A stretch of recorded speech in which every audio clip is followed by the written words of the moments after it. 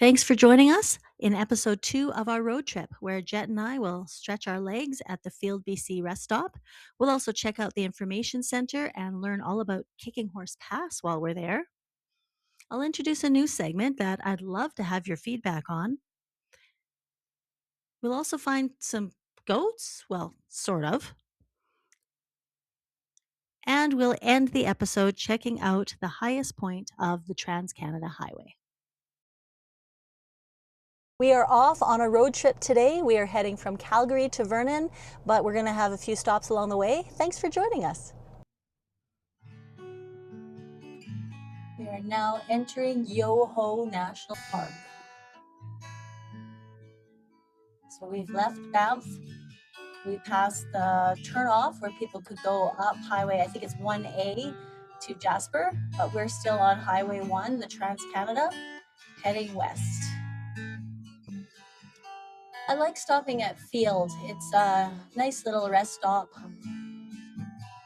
It's not, well, sometimes it's crowded, but it's not too bad. It's got a little lake that you can walk around. Well, it's really just a pond, but it's, just a nice little break. There's an info center, tourist information center there as well, and the bathrooms are usually clean. It's a cute little town. Having a light here on the Trans-Canada is invaluable. It's almost impossible otherwise to make a left into Field or to make a left out of Field to continue west. We are at the Yoho National Park Visitor Center at Field. This is the little lake.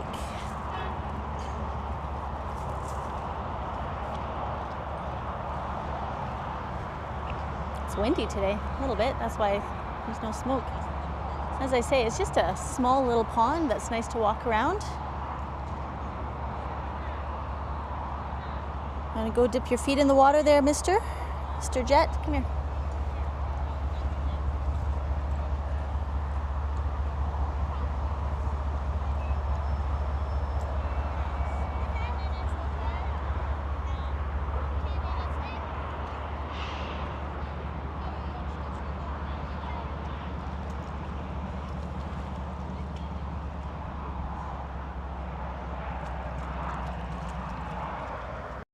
Like many other people, Jet and I decided to take a quick walk around the pond. It takes about 6 or 7 minutes. There's lots of families around with kids enjoying the playground, that type of thing. The pathway goes all the way around, and on one side you have the Kicking Horse River, and on the other side you have the pond. After our little walk, we decided to go explore the information center. This is the tourist center. It's got bathrooms in it and some information for travelers.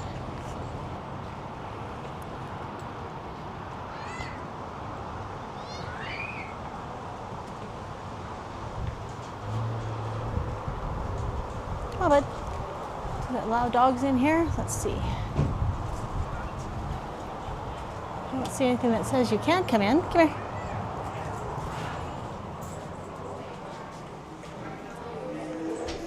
Hi, am I okay with the dog in here? Is the dog okay? Oh, awesome. I didn't want to leave him in the car. Thank you. The center has lots of good information about Kicking Horse Pass, which is the area it's in.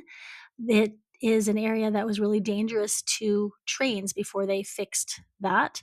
There's also lots of fossils that were found in the area, and you can really get an up close and personal look at them. They're really very interesting. And of course, lots of information about the area and traveling, that type thing.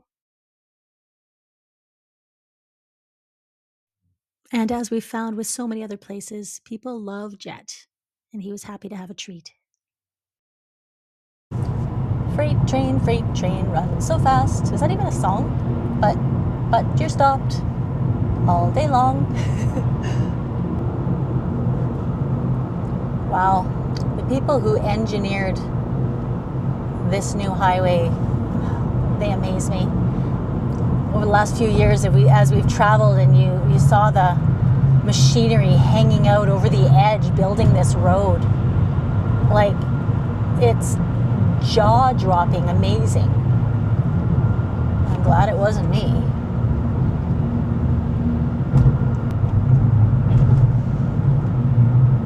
pretty sure the old road just hugged the mountain, but unfortunately the rocks come down off the mountain, which is why they have those giant steel nets hanging there.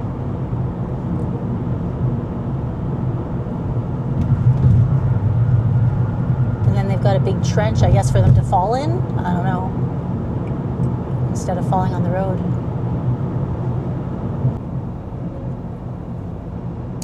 Welcome to Golden.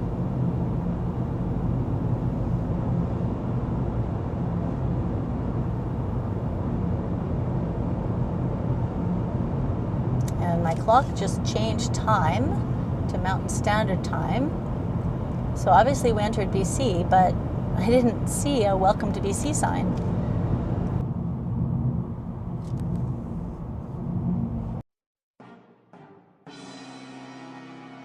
Thank you for joining me for Mary's Musings. So as I'm driving here, I'm thinking about some of the conversations I've had recently with various people. And one of the conversations we had is that some people don't hear their voice in their head when they're thinking. Do you? Because I do. And it makes me wonder if, because I hear my voice in my head, is that why I end up talking to myself out loud so much? Because I do talk to myself a lot. If I'm marking papers and students doing well, I'll, yeah, good job. Or I'll say, if they make stupid mistakes, I'll be like, oh, you know better than that, or whatever, right? I'll just talk to them even though they're not in the room.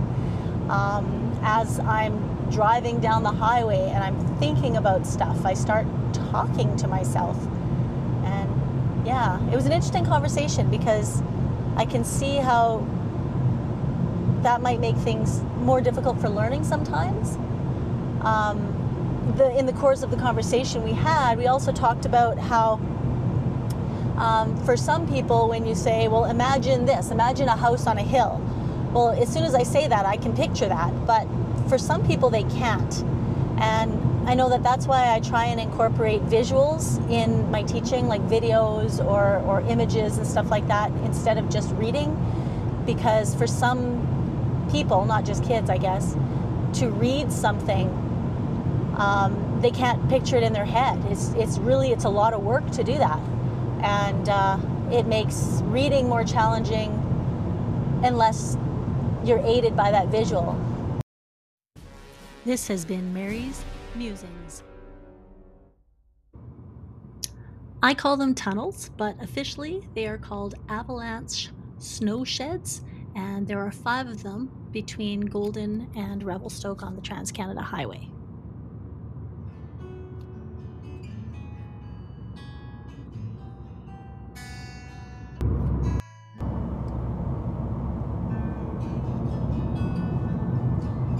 Gotta love these tunnels. Tunnel number 3. When the kids were little and we'd go through the tunnels, anytime we went through a tunnel, they'd try and hold their breath through the whole thing. Some of them would be pretty easy, but some of these are really long.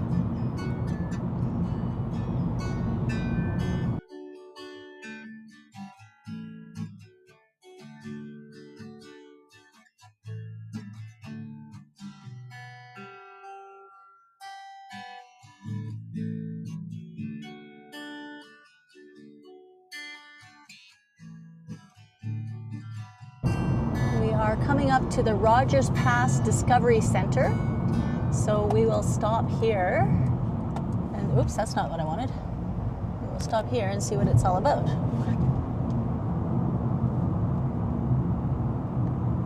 Here.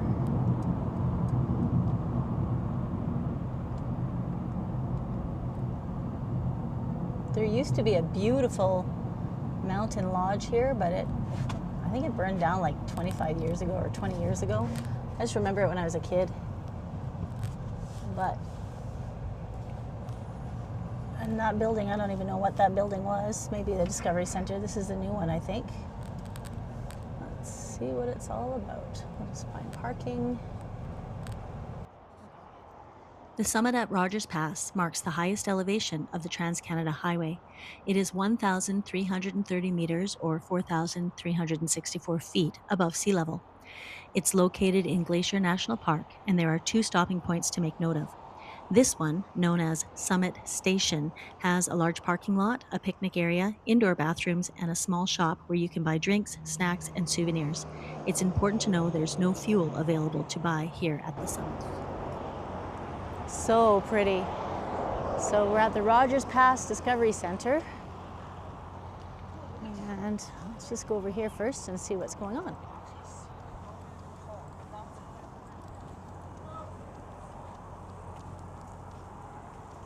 We've got an art installation of some mountain goats.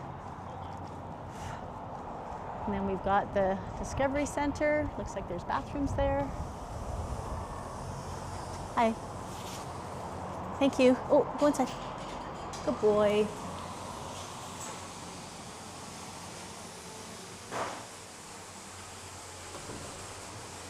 Mother. Come here. Oh, there's just kind of a lobby with bathrooms, it looks like.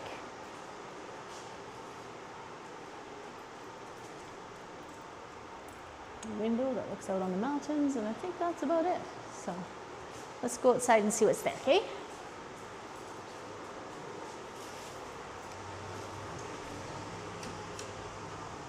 Come on. Come on.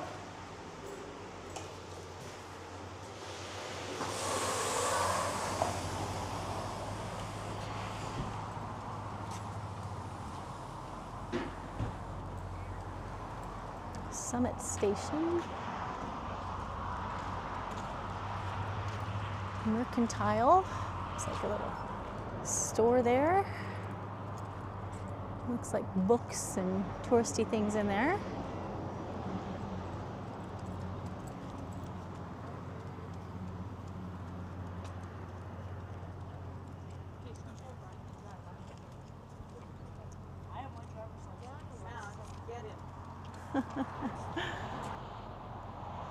We're just kind of behind the Welcome Center. It's definitely pretty out. You can't smell smoke, which is nice. Well, maybe you can a little bit, but not much. So we drove another, I don't know, 500 feet, half a kilometer, I don't even know. And now we are at the summit of Rogers Pass. So this is like a marker for it. The Trans-Canada Highway officially opened September 1962 by John Diefenbaker, Prime Minister of Canada. This central monument also has information about when Rogers Pass itself was discovered, as well as when the railway was built, and everything's in both French and English, you know, our official languages.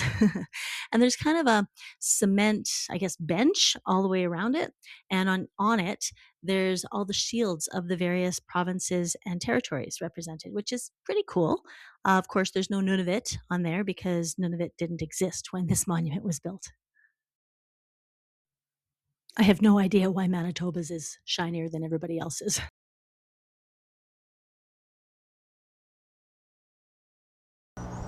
Oh, and this is talking about Glacier National Park. So there's a picture here of the different glaciers. And then you look right up and you can see the mountain there. And I'm guessing that's the same view. Yeah, it looks like it. Looks like the ones to the right are covered by trees, but yeah, pretty cool. You really see kind of where you are. And then they've got a big cannon there. As far as I understand, they use that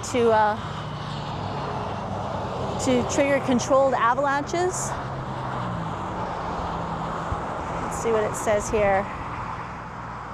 125th anniversary of Glacier National Park, 100th anniversary of Parks Canada, 50th anniversary of Canadian Forces partnership with Parks Canada in operation of avalanche control. Oh, interesting, yeah.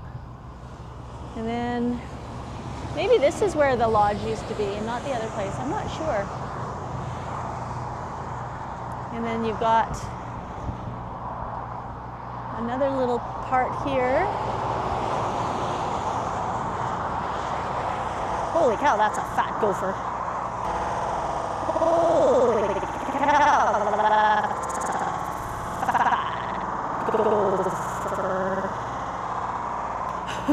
Don't know if you saw that or not.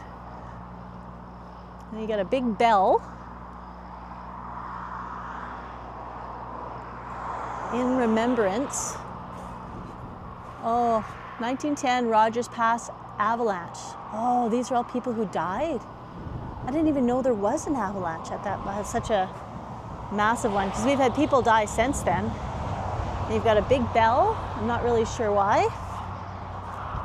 There's probably a plaque somewhere that explains it. And then you've got the various, looks like engineers in there. It says Jardin. Oh, that's French. Let's go over to the English one.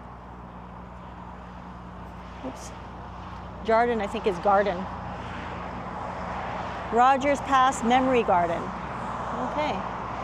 So that's what that is. Oh, here, there's some information over here. Let's see what that's about. The Rogers Pass Memory Garden. Oh yeah, there was a rake there. And there's like Japanese, it's like a Japanese stone garden with rake marks in it. So it says, 6 sheets of steel arranged like Japanese screens create the boundaries of an internal triangular space, a triangle that represents the avalanche of 1910 that thundered down from the mountains above. Wow. In honor of all those who have toiled and sacrificed to keep Rogers Pass open for safe travel. Every time a visitor, it says here, every time a visitor rings the bell, a sound will be heard in Rogers Pass that has not been heard for a century. Interesting. Huh. Pretty cool. That's also worth a stop. I like how Parks Canada have all these little free stops that you can make just as picnic stops, rest stops, or just an area to stretch your legs, but you can find something out about the country, which is kind of cool. So, and it's so pretty. Still hazy, but that's unfortunately summer in Canada now, especially summer in BC. So now we're on our way. Thank you for joining Jet and I on our journey today. If you missed episode 1, or if you're interested in more of my videos, please check out my channel. Episode 3, as we continue our exploration west, will be posted soon. Please like and subscribe and drop me a comment. Okay, so we just had some news, a little bit of a change of plans.